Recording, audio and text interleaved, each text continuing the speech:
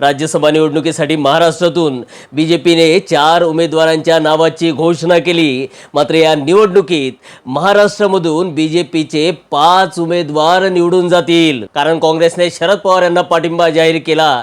हे तेच शरद पवार, त्यांचीच राष्ट्रवादी काँग्रेस, ज्यांनी आताच महाराष्ट्रभरात झालेल्या नगरपालिका महानगरपालिका निवडणुकांमध्ये उघडपणे बीजेपीला पाठिंबा दिला आणि त्याच पाठिंब्याच्या आधारावर महाराष्ट्रभरातील अनेक नगरपालिका महानगरपालिकांमध्ये बीजेपी सत्तेत बसली। याचं सर्वात मोठं उदाहरण म्हणजे अकोला महानगरपालिका, जिथे शरद पवारांच्या राष्ट्रवादीने बीजेपीला पाठिंबा दिला आणि बीजेपी सत्तेत जाऊन बसली। काँग्रेसला अजूनही समजत नाहीये की या महाराष्ट्रात काँग्रेसचं बरंच वाटोळं शरद पवारांनीच केलं आणि काँग्रेस हे सुद्धा विसरली की या नगरपालिका महानगरपालिका निवडणुकीमध्ये जेथे जेथे काँग्रेसने वंचित बहुजन आघाडीला आदरणीय बाळासाहेब आंबेडकरांना सोबत घेतलं, तिथे तिथे काँग्रेसची सत्ता निर्माण झाली, बीजेपीचा पराभव झाला। काँग्रेसकडे ही मोठी संधी होती आदरणीय बाळासाहेब आंबेडकरांना राज्यसभेत पाठवून या महाराष्ट्रातील दलित आणि मुस्लिम वोट बँक एकत्र करण्याची। बीजेपी विरुद्ध लढण्यासाठी